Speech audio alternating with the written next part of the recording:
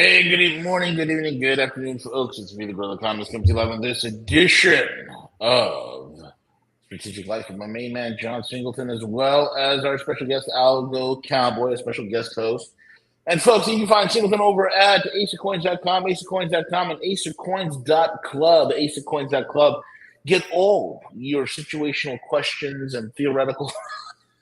I won't say hypothetical. Thank you for that. I won't say that. Well, any questions you got about how to live life properly as a real elite, you need to talk to John. Stop thinking middle class and start thinking like an elite member, like an elite person.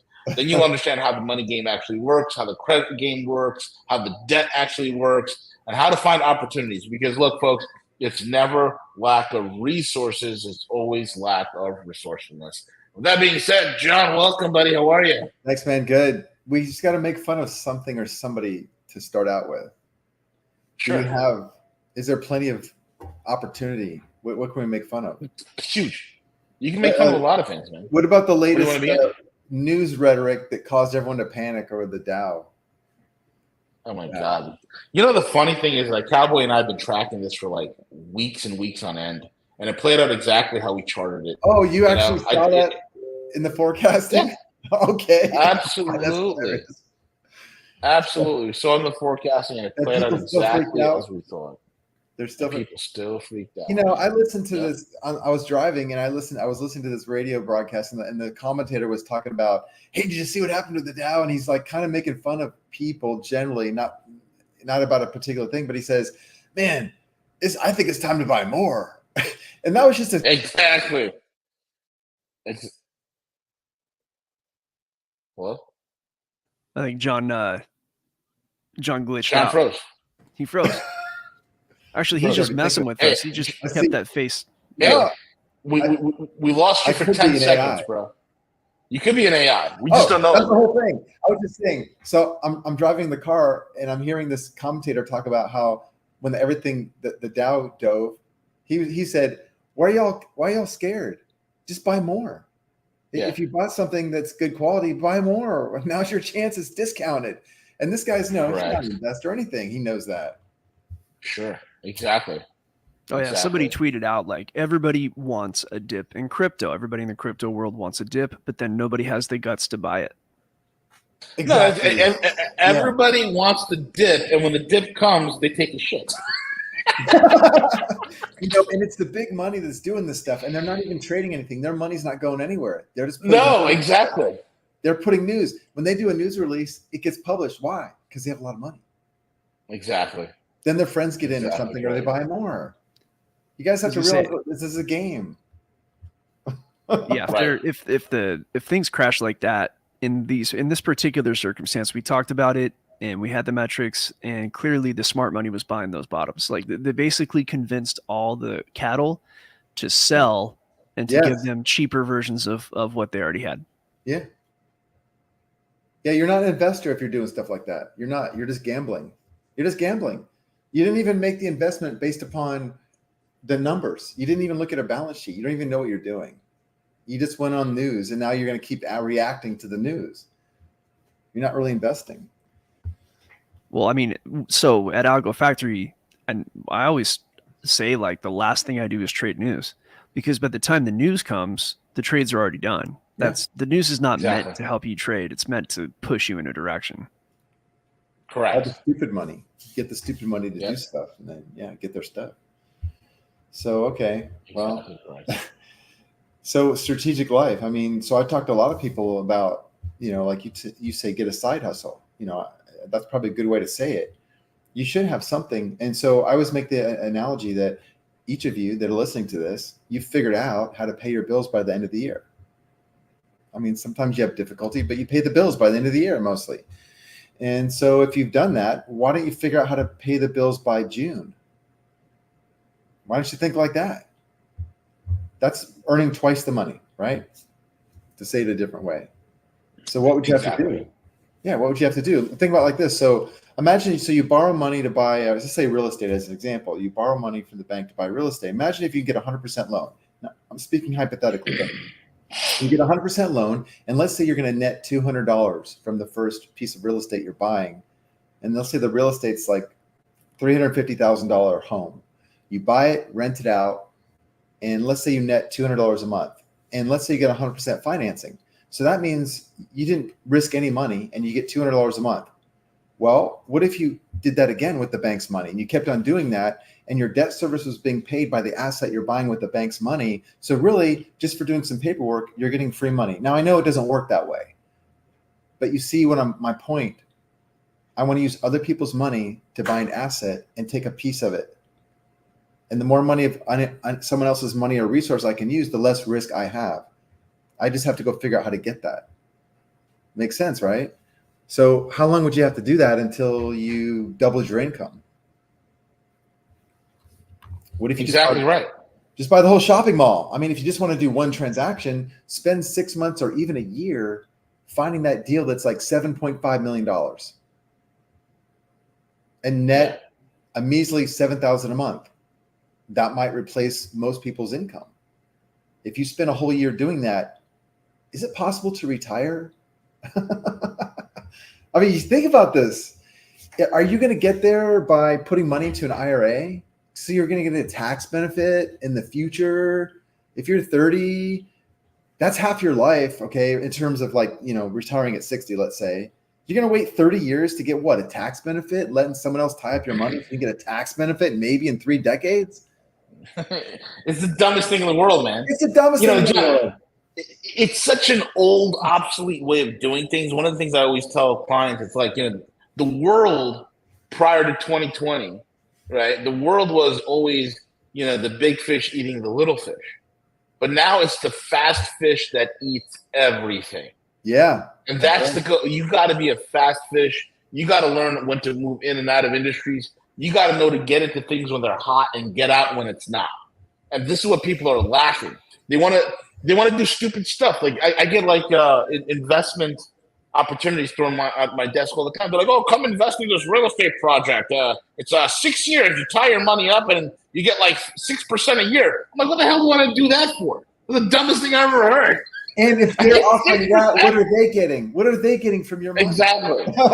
Exactly. The dumbest thing in the world, man. I talk to people all the time that, well, I shouldn't say people like it's hundreds. I've talked to a few people that figured out how to make like infinite returns on their money. That means making a return on something where you take no financial risk. For example, the bank loan. Right. Or take $30,000 and make $2,000 in 1 hour. What? Yeah. It's craziness. Yeah. But if you're looking for those things, you will find it. Someone asked me the other day, he wanted some sort of reallocation. I don't even talk to anybody that's under $10 million for reallocation. He wants to do something for $70,000. I said, basically, you don't have any money. You need to go acquire an asset with the cash you do have and start building up the net worth. Yep. So exactly correct. Yeah. So having a side hustle is a great way to start thinking as some good language. So what the heck does that mean? Well, at some point you can use your cash to invest. Now, most investments that we're surrounded with every day, most investments that we benefit from, like that Starbucks you guys went to this morning to get some coffee. I know you did. And I did. You did. Yeah. And you told yourself, I'm just going to get coffee, but no, you got the scone with it, didn't you? No, I did. Straight black cold brew. That's it. That's what I have. I don't need it until I don't need anything until like. Well, that investment was not made by typically the owners. It was, it was made by other people, not Starbucks, right? So that's how things are done. But okay, if you're working with 10 grand or 100 grand, okay, so take some cash, get into a deal, start building something. So what I wanted to, so I was discussing this with V before we started here. And so you guys can do this yourself. I mean, right? Your audience they're pretty okay with this, right? So if you guys ever use the Chat GPT, I'm gonna show you how to use this OpenAI Chat GPT. I'm gonna show you how to use this right now. If you'll open up a window, I'm gonna show you what to do. I'm gonna show you how to get capital on a loan. I'm gonna show you how to get a loan by writing the terms yourself, okay? Now, how do you do that? You want to share? Okay. This is a stage. I'll show you. This is a stage that this is the beginning of maybe possibly qualifying for a loan from either a hard money lender or the bank or some other private investor. But I'm just going to show you the beginning stages of how to get a loan from the seller, which, by the way, is the wisest thing to do when you're buying an asset, is to always go to the seller who would sell it to you, right?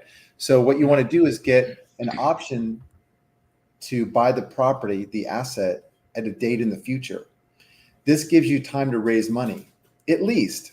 It also gives you the ability to preserve any payments you might make or money it might cost you to acquire this contract, and which is essentially is financing. Okay, so this is known as an options contract. So if you go to ChatGPT and you ask it, and I'm going to do it right now. So I'm going to say, write a contract that gives me the right to buy real estate at a future date. That's it. Write a contract that gives me the right to buy real estate at a future date. Mm-hmm. And the ChatGPT will, in a few seconds, write you the contract. This is how you get financing. So it's got really, it's got standard provisions in there, which is what I like. I mean, they've got some standard things that you wouldn't think of. This is the beginning. Yeah. Now you can write a 20-page contract. You can pay a lawyer $1,000 to write a nice comprehensive contract. That's fine. No problem. But I'm trying to remove the excuses that you guys have, right? I don't have $1,000 to pay a lawyer. Well, if you're listening to this broadcast, you probably have the ability to go to a chat window. And if you don't, just go to some person at Starbucks and ask to use his computer for 5 minutes and tell me to buy him a coffee. You don't have an excuse. You don't have an excuse. Okay. It's still writing, by the way. It's generating this thing. I think maybe for drama. Maybe it's taking its time. Sure. I'm watching it. Sure. So yeah, it's putting standard provisions in there that you see in a contract. But the most important thing is like where it says the exercise of an option. Okay. Right. Now, I didn't tell the AI that it was an option for anything. I just said, give me the right to buy real estate in the future. It tells me, here's paragraph 5, exercise of option. It knows it's an options contract. And it tells you what the option is. Now you can make the option wherever you want. You can revise this however you want.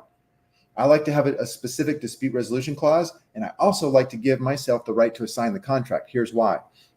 Let's say I get a seller to sign this contract and I don't close on the deal for some reason. I don't exercise my option.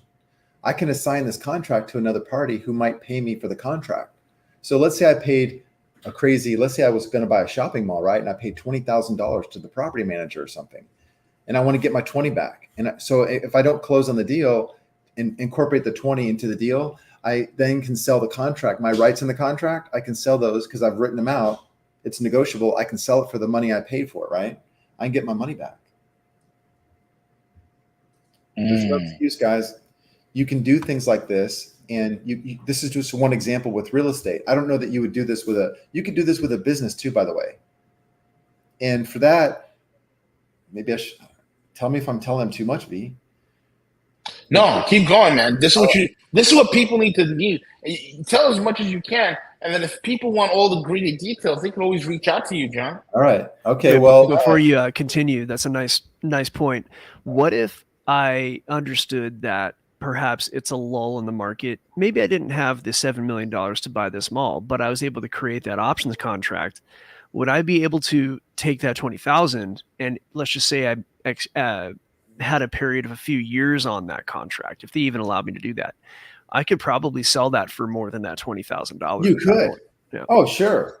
Oh, you certainly could. In fact, you can make a lot of money, guys. You can make a lot of money, like Aglo just said, if you just only do options contracts and sell them, because then you become kind of like the real estate agent, but you don't need a license because you have an interest in the property with the options contract.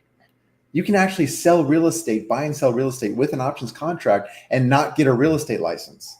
But he's right. You could actually go to the effort of creating this contract, a very good, sophisticated written contract.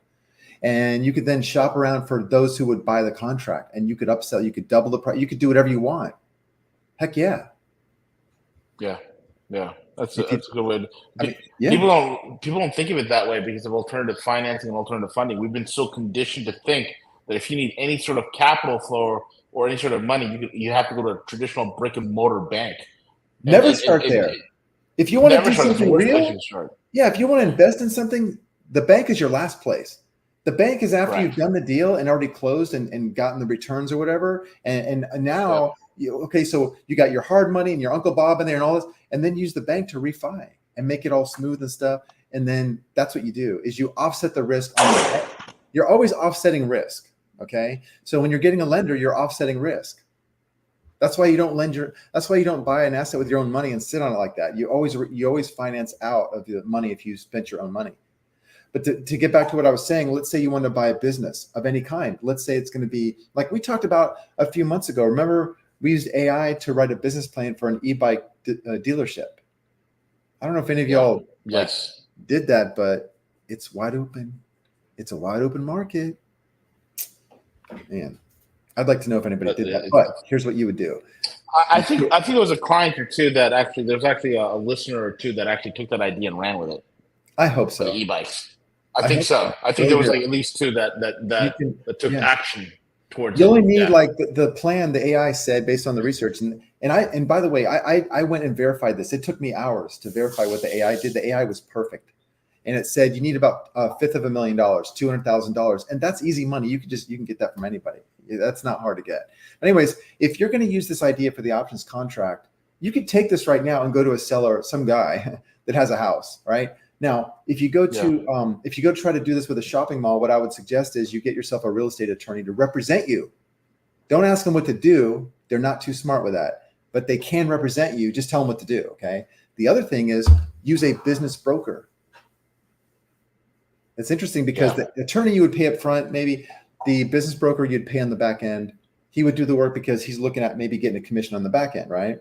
So anyways, those are the people you want to go to, and definitely don't do it by yourself. Sure, you can get this contract and go knocking on doors, so to speak, and do it by yourself, but that's slow money and not effective.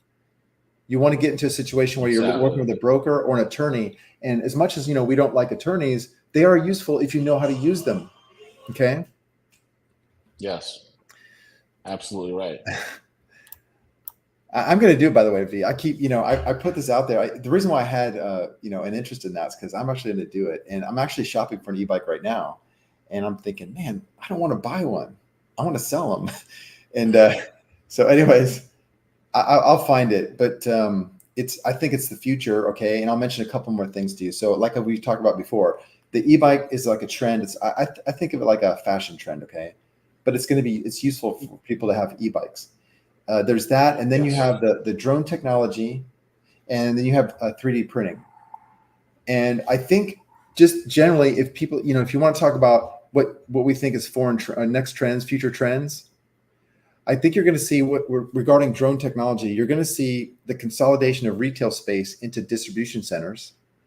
And right after that, you're going to start seeing the use of drone technology to deliver things from the distribution centers, like, for example, fast food and groceries and other consumer goods. All right. It's a different use of real estate. I don't know how that helps you guys, but think about that and go do some research and find out what kinds of trends and how close they are. What does it look like? Well, here's the other thing. Recently, like, how many shopping malls are going out of business left and right in the United States? Because many. Because that model is an old, outdated model that no longer works, right? It's a paradigm. People are into experiences than they are with just going to a brick and mortar and dealing with traffic and dealing with people and then trying to buy something and all that stuff. People are done with it. They want experiences, and some of the shopping malls out there, they're revamping. They are carrying they're building like literally theme parks on the inside. There's a mall in New Jersey. It's called the American Dream Mall. I think it's like the largest mall in the United States now, and it's got a water park built into it. Like, it's crazy. Rezoned as like condos or hotels or apartments. They're getting rezoned and restructured. I've got an example for you guys. My family built our family restaurant by hand, Italian immigrant thing.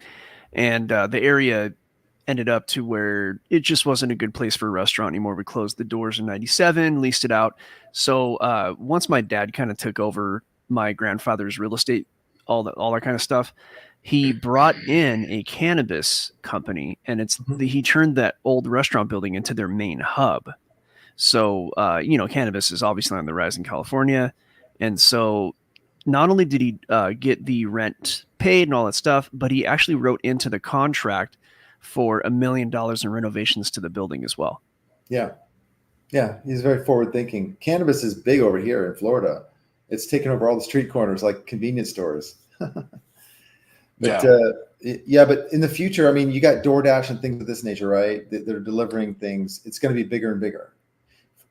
So the trend is, and this is, if you don't understand what's going on, this is very detrimental to people, but it's downloading all these apps on your phone, applications, software to interact with your getting consumer goods, right? Having delivery, ordering things. And you'll see some of the retailers deliberately not shelving items so that you'll have to go and buy them you can only get them on your phone or, the website. Correct. I went to Steak and Shake the other day and there was no cashier and no waitress, only the cooks and a person cleaning up. That's it. And everything's on a kiosk.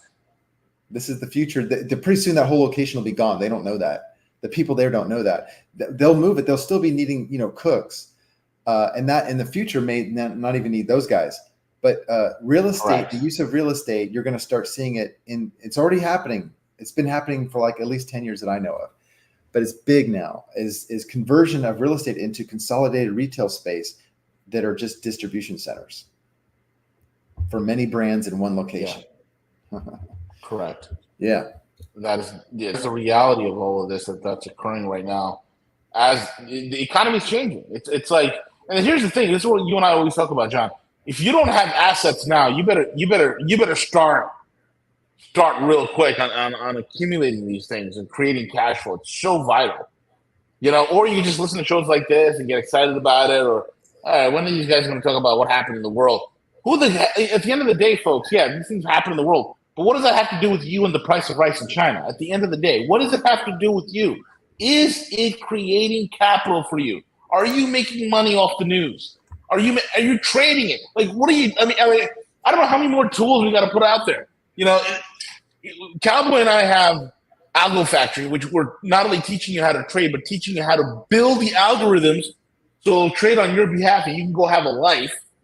John's here giving you like every single alternative means for financing, for asset protection, to accumulating resources, everything. I mean, it's the 1-2 punch. It's literally the 1-2 punch. And then what?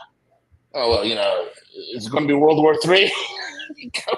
Yeah, but you know what? It's a show. The whole thing is a show. All this stuff. There's no wars between countries. No. Okay, look, guys. The war is between countries and you. It's about taking your stuff. Exactly. That's the real war. It's about tricking you into doing things that are against your own interests, to your own detriment, and just flat out taking your stuff. I mean, there's land grabs all over the United States right now. And a lot of it's being done in the name of, climate change, which is totally fake. Other than you have the military modifying the weather. That's been going on for decades. So realize all that's going on. But if you're just following the news and just going and being shocked all the time, oh, look what they're doing to us, and that's all you're doing, then you're going to lose. You got to go out and talk to people and get some investments. Do a joint venture. Don't do something by yourself. Go put on an event.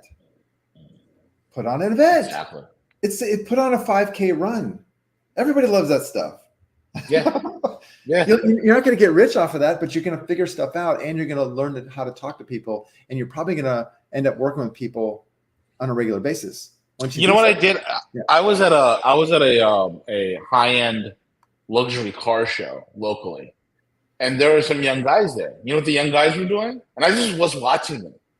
The young guys are going to the more older, established guys, finding out who they are, what they do for a living, how can they make money? Can they do something? They're already networking. These kids are in their late teens, early 20s. They're already networking. And to get to that event, it was an exclusive Lamborghini event. To get to that event, It was free.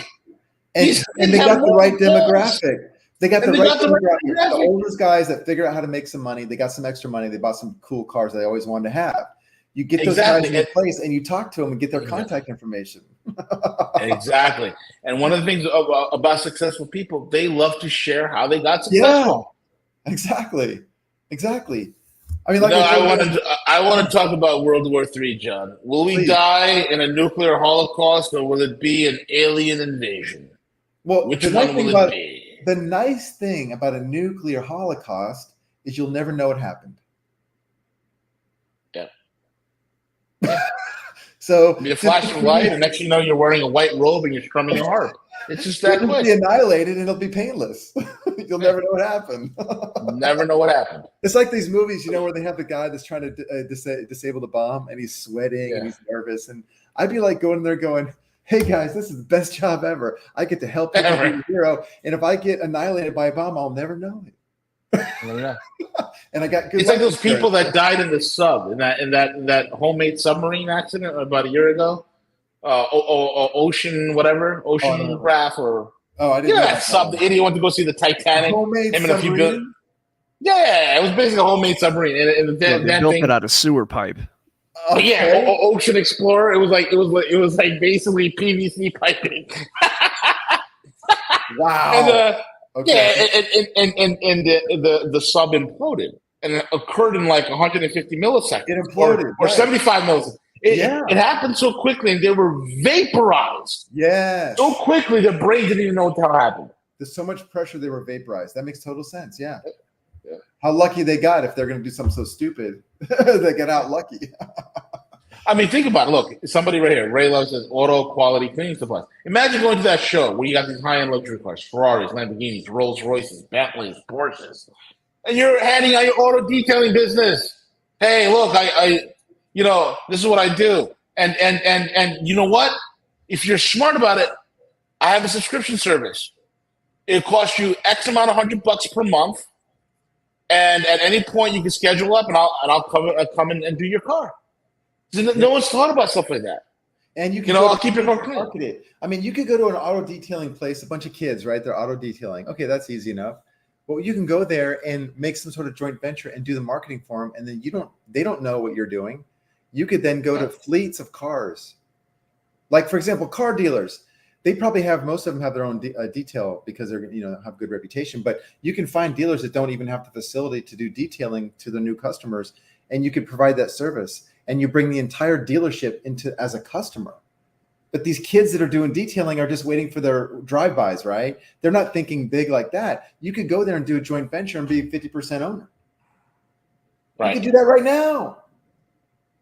Exactly. So people want to know how to engage with you. Aceofcoins.club. Aceofcoins.club. There's also the Strategic Life Telegram. But the best thing to do is get on aceofcoins.club, and you can get a hold of John. Unbelievable. John, what else is on your radar, brother? Well, I don't know. It's just more of the same. I mean, I see just these trends where, the markets are being manipulated because they're not really markets. And then no, they're not markets at all. People are acting by fear, and they're not planning. And so I don't know. I mean, you and I have John, you hit the nail on the head, right? The traditional definition of a market is the exchange. There's always an asset that's being changed, right? The actual physical asset is involved in the transaction. The markets are fake because it's what's being shuffled, paper. And you're not even trading anything. You're betting on the trade. You're not even trading anything. It's wild. But there's no price discovery. So you can't have a market without price discovery. You have price manipulation. Exactly. Yeah, it's all fake. So don't pay attention to that stuff. I mean, sure, you can make money in the stock market. You can forecast it and the numbers work, you guys know. But you're just gambling, really. I mean, unless you really understand forecasting, and all these algos like you guys do. Yeah. It's good to work with people. Don't do it yourself. If you're following the news and making decisions and you're not reading in forecasting, you're toast. You're toast. You're toast. But you can make money in this. I don't care what you hear in the news. Whenever you hear about the economy, ignore it. There is no such thing. And this is what people don't understand, John. The Dow could drop 10,000 points tomorrow and still be in a bull market. Exactly. Oh my God. It's all about the narrative. It's all about whether you can follow it. And, Cowboy and I have been doing a bang up job following it, and people that have been following what we're doing have profited immensely from the upturns and downturns and all the swings. Yeah. There are some people that are so idealistic, John. They're such ideologues. I don't want to put money in the stock market. It's fake. Okay. It's free fucking money. It is free money, but don't do it alone. Get professional service that, like you guys, you know what you're doing. I wouldn't do it. I mean, I'm not going to guess why. The trend, I don't say trends, but the habit I see that people have is that they get themselves into a deal that looks great on the front end, but they don't see what their exit strategies on the back end. They don't look at who they have to deal with and what they have to do on the back end. And one guy called me the other day. He had like a $2 million commission, and he didn't look at what he had to do on the end to receive the money. And I said to him, they want him to do all these stupid things to get his money. And I said, well, you already have the commission, so go get your commission. You don't have to sign new contracts. But this is the kind of mess I see that people get into because they don't understand. You didn't understand his rights. The fact that you have a commission means you already satisfied the contract. You don't have to sign something else to get your money. Exactly. Yeah, exactly. Very well said. Cowboy, you want to add anything? No, I just like how you titled this. I mean, we started doing this like a year or so ago, and you said strategic life, and really, because people don't think strategically. If you have a life, and you have a lifestyle, just like if you eat, you have a diet. Okay, if you don't have a specific purpose, your diet is probably crap, right? You're probably overweight and out of shape. Just like your life. If anybody can go through life and sign documents and start a family, you can do all that stuff. You can get things done. And you can just pay your bills all the time. And that's not really a strategy. That's just doing what your parents did and them before them. But if you have a strategy and you can have a strategic life in a deliberate purpose, you're going to be, I think, more productive. Correct. I think that there's no reason why you need to spend 30 years accumulating a retirement amount of money or plan or something. And first of all, retirement, that's kind of a fictional concept that was started by FDR anyways to get the old people out of the marketplace. You don't need it, right? You should do the thing you love doing. And as you get older, you should be needing to work less, but be more effective and have more of your money working for you. So having a strategic life, that's what I think we mean by that, is look at using your money for you. You can accumulate enough resources in a period of, let's say, 3 years, starting from almost nothing to have a retirement income. And I would just suggest to you that if you think retirement is a good thing, it's probably not. I plan on working until the wheels fall off. Yeah. Until my brain shuts down. There's too much to do. You don't have enough time. Too much to do. I'll be too bored. There's more lands to conquer. There's more goals to achieve. I've never retired. For me, retirement means the next project. That's all it is, man. Like, who wants to retire? I mean, God Almighty! It's like, dude, it's these company types, John. I did my 20. Now I'm going to retire. Okay. Well, what are you going to do when your 401k becomes a 101k and your pension is paying you dollars, but the dollars have been devalued by 60% and hyperinflated away, and your purchasing power has been hyperinflated? What are you going to do then? Oh, well, you didn't learn anything new because you decided you're going to be a company man. You're going to be a company man. Right. Let someone else take all the risk and you just ride their coattails. You need to take risks. Yeah. Be afraid. Put some money on the table. Have some fear. Make a decision. Take a risk. Let your family members criticize you because that's what you're afraid of. What's your brother going to say? What's your wife going to say? Correct. Yeah. So anyways, I don't know about trends. I mean, you're the expert on that, but as far as habits that people have, I experience that all day, every day. And I try to guide people, and I tell them these things, take a risk, look at the numbers, ask the question, when do I get my money back? How can I make enough money to pay my bills by the end of June? Exactly. I already figured out how to do it by the end of December. Nothing feels better than to tell your family to screw off, because I left the insurance business after about 15 years in that business. And I began to be a trader. And believe it or not, I was kind of surprised, but my parents supported me on that. Oh. They understand what my brain is like. But a lot of my family came after me. And, one day in particular, my grandpa, who's this old Italian, just dickhead, I love him to death. And he was giving me shit. And I told myself, yeah, well, I got $300,000 in the bank. I shut his ass right up. Yeah. Yeah, right. Money talks. And yeah, I had the same experience. I'm sure V has too. You start making money, and then the people that were around you at that time, they want you to not change. And it does change you. It makes you more effective. It changes the way you believe about things when you see, okay, I adopted a new practice and I made some money. And now the people that were, used to interacting with me in a certain way, we don't do that anymore because maybe it's wasting my time. And I want to be around people that do what I just did. Let's say I just made $500,000, right? I want to be around those people. And it will change your life. You can do that first. That's correct. You can be around people. I mean, you can be around people like us. You can listen to the show. You can talk to us and associate with people like us. I direct people over to the Georgia Real Estate Investors Association because they're full of entrepreneurs. Some are pretty successful. And even if it's a professional relationship, you can subscribe to their information. I mean, just get around those types of people. And you can then have more of a strategic life.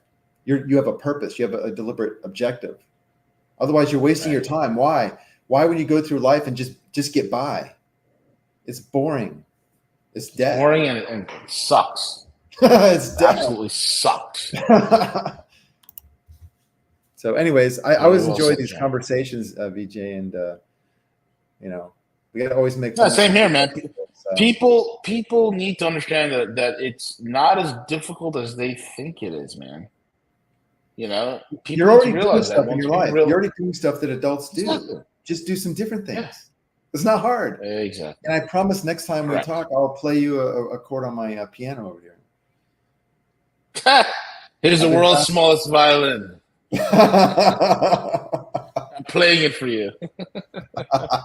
Very well said. John. Thanks, VJ. Yeah, check out AceCoins.club. It's a video membership. So. Absolutely. Folks, thank you all for listening.